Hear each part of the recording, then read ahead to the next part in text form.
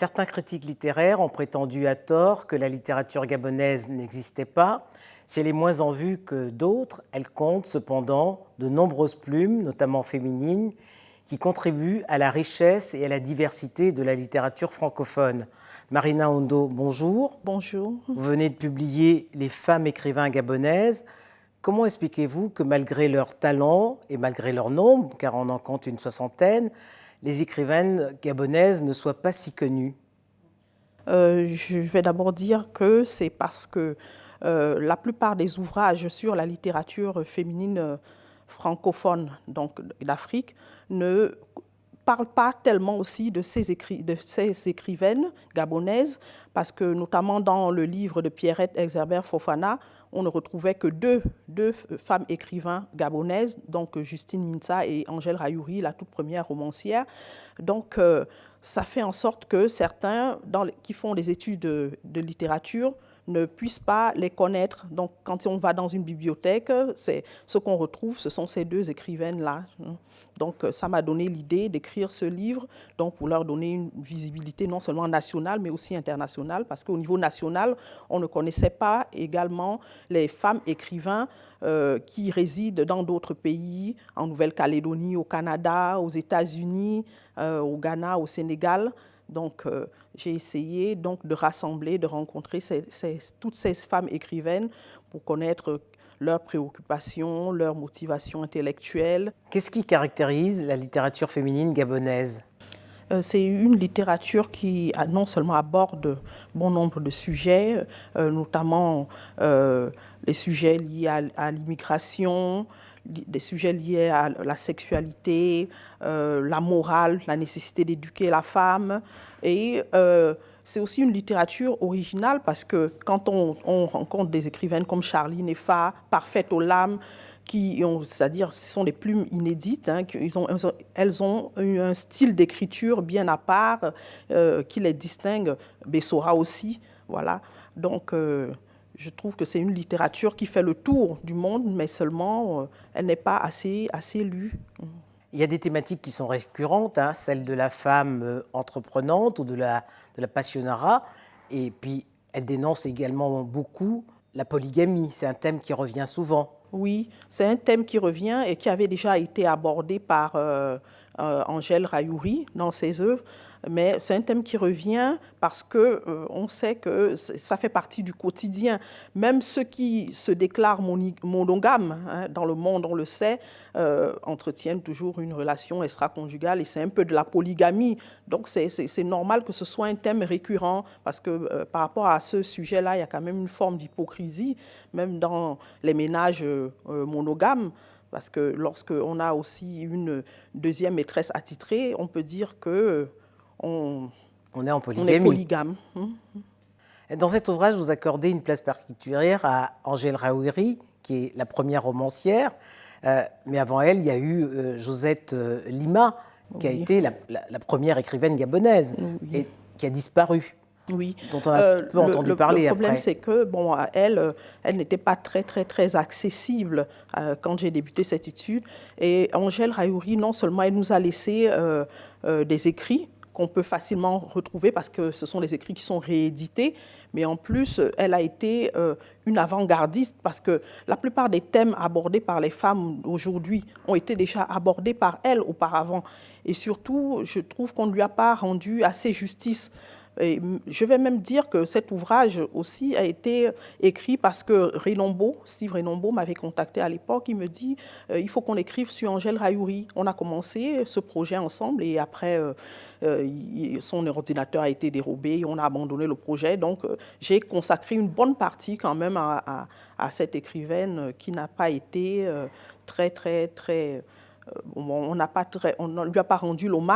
Et pour quelle raison, selon vous? Je ne sais pas, peut-être parce qu'elle s'était exilée. Hein. Quand on quitte un peu son pays, je pense qu'elle est morte à Paris, ici en France.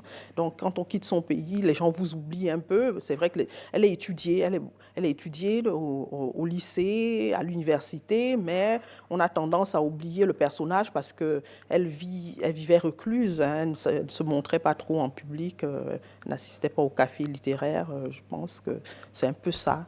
hein. Est-ce qu'il y a des points communs entre les écrivaines gabonaises qui vivent au Gabon et celles qui vivent à l'extérieur, celles de la diaspora? Oui, le point commun, c'est qu'elles restent quand même attachées à leurs racines, leur culture. Même quand elles produisent un ouvrage à l'étranger, on retrouve toujours des éléments culturels qui participent bien sûr de le désir de transmission donc, des traditions, tout ça. Donc moi, je trouve que c'est leur point commun. Alors, de toutes ces 60 femmes dont vous dressez le portrait, que vous avez interviewées pour écrire ce livre, s'il y en avait 3 qu'il fallait retenir, lesquelles selon vous? Bon, pour la dénonciation, hein, je retiendrai d'abord Pélagine Samobam, parce que au niveau elle a dénoncé de manière virulente hein, quand même les mœurs sociales qui sont assez rétrogrades au niveau de la société gabonaise. Si c'est au niveau du style de l'écriture, vraiment j'apprécie beaucoup Parfaite Olam et Charlie Nefa. Bessora aussi, mais là, ça va faire plus, parce que ça, c'est mon avis.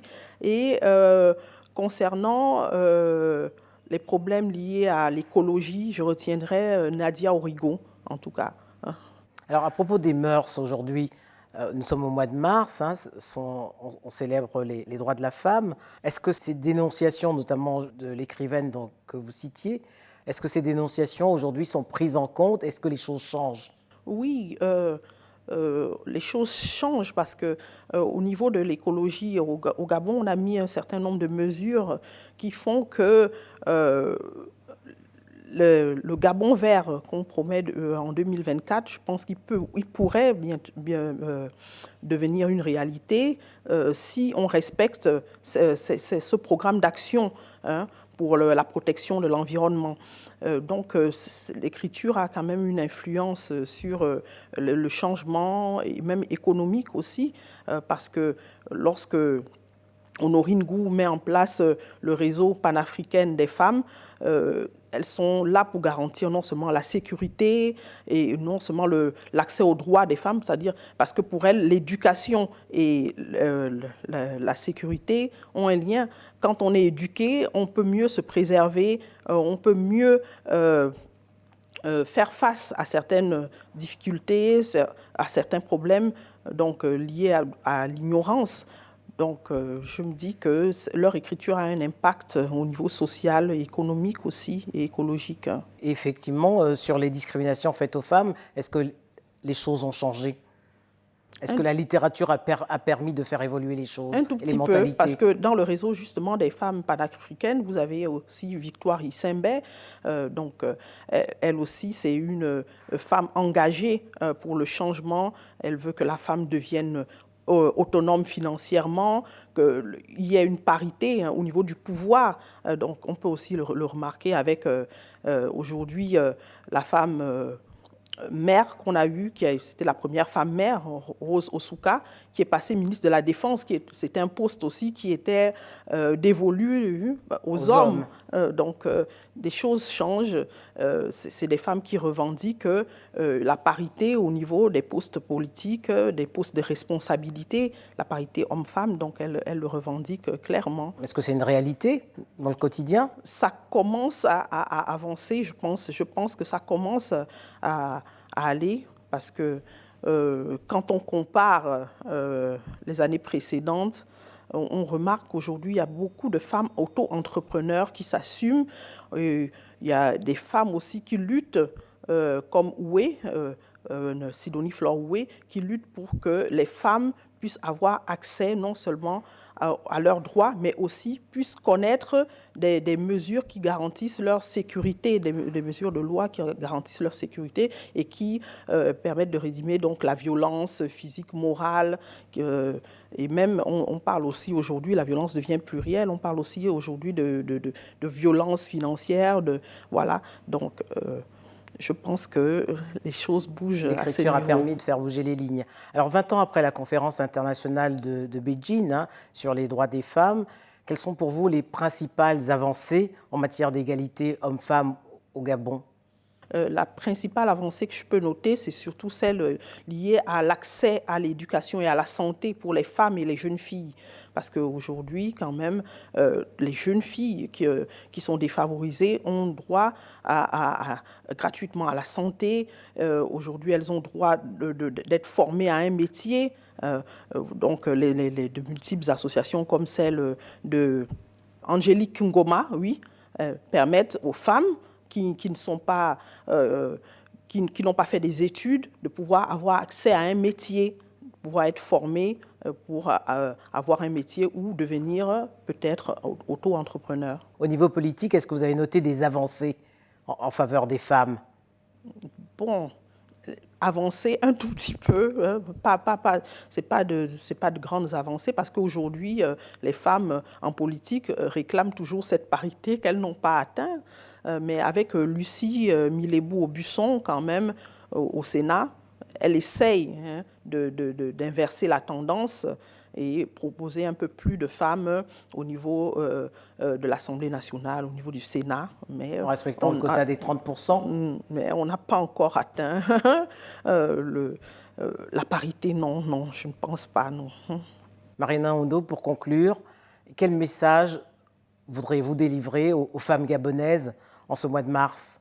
En ce mois de mars, j'espère que la femme va pouvoir quitter l'échelle, au niveau économique, l'échelle de l'informel pour parvenir, bien sûr, à l'échelle de la femme auto-entrepreneur qui s'assume et qui est totalement dépendante financièrement, libre, parce qu'elle connaît ses droits, qu'elle peut aujourd'hui garantir la sécurité, la paix dans son pays pour plus de démocratie aussi.